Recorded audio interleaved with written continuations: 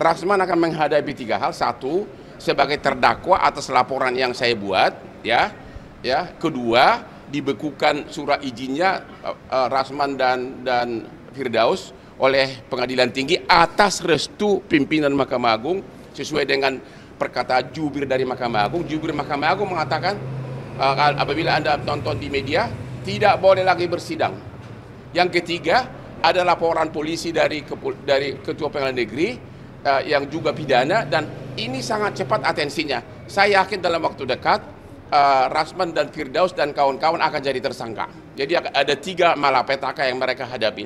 Hari ini saya mendapat surat panggilan dari Mabes Polri di Tipidum, kasus pertama dalam sejarah peradilan Indonesia.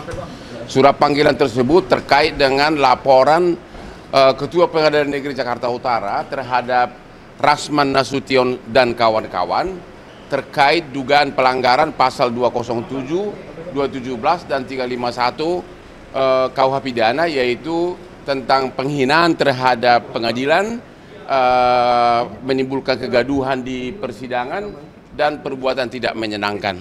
Ini adalah yaitu terkait dengan ucapan teriakan-teriakan dari Rasman di dalam ruangan pengadilan yang mengatakan ke depan hakim, di meja hakim, sambil mukul-mukul meja mengatakan kepada hakim, koruptor, koruptor, koruptor.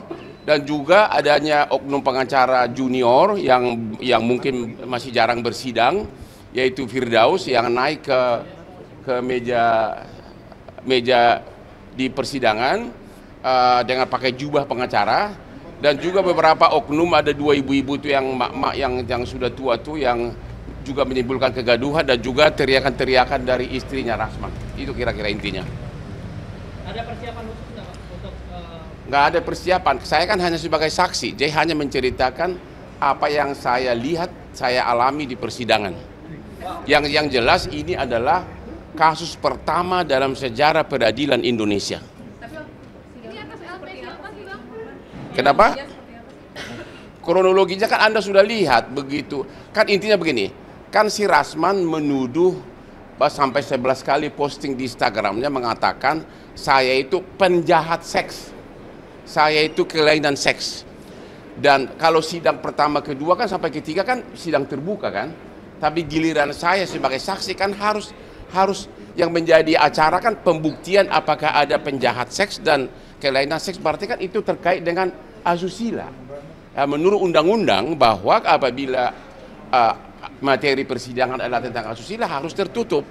Begitu hakim mengetok bahwa itu tertutup, dia marah-marah karena dia sudah bawa begitu banyak TikTok dan sebagainya. Dia mungkin mau pansos, mau fashion show di persidangan, padahal gue jauh lebih ganteng kan. Oh, hari ini kan dia menghadap sama MA Bang terkait dengan pembekuan. Saya nggak yakin, saya merasa kurang yakin dia bisa diterima. Bagaimana perasaan seorang pimpinan Mahkamah Agung yang anak buahnya, hakim di bawahnya diteriakin di persidangan, koruptor, koruptor, dan itu di persidangan dan diketok-ketok mejanya. Jadi dia sudah sadar bahwa sudah berakhir karir dia, karena ada 2 hal yang paling penting.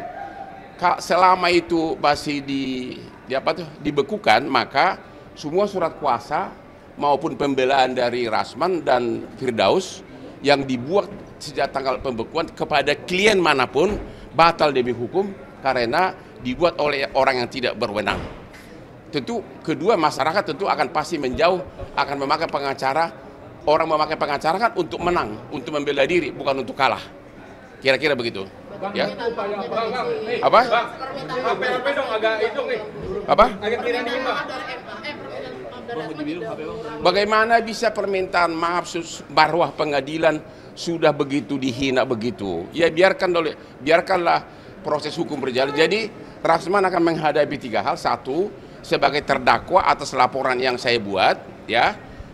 Kedua, dibekukan surat izinnya Rasman dan Firdaus oleh Pengadilan Tinggi atas restu pimpinan Mahkamah Agung sesuai dengan perkataan jubir dari Mahkamah Agung. Jubir Mahkamah Agung mengatakan apabila Anda tonton di media, tidak boleh lagi bersidang. Yang ketiga, ada laporan polisi dari Ketua Pengadilan Negeri yang juga pidana, dan ini sangat cepat atensinya. Saya yakin dalam waktu dekat Rasman dan Firdaus dan kawan-kawan akan jadi tersangka. Jadi ada 3 malapetaka yang mereka hadapi. Pak, ada pesan khusus untuk Rasman dan Pesan khusus Pak Rasman agar tobat, kalau mau sukses seperti Hotman Paris, jangan nyinyir, jangan senggol orang, tapi berkaryalah seperti Hotman Paris yang kerja dari jam 3 subuh sampai malam, akhirnya mewakili ribuan para naga. Bang, dituduh Rasman suap hakim gimana Bang? Kalau soal hakim bukan urusan saya. Udah? Saya ke atas dulu, nanti kita ketemu lagi ya. Oke? Kemarin itu antara lain mungkin yang bikin dia panas, begitu dia dengar. Saya nggak tahu apakah dia mau mencekik atau mau meraba jas gua yang mahal, tapi saya pakai jurus berlian. Saya sangat tenang karena saya tahu kelakuan dia hanya emak-emak. Ya, dia hanya jago di mulut. total cincin berapa Bang yang dipakai Bang? Hari ini berapa? Gimana ya? Cukup membeli untuk Rasman 1000 mobil kijang.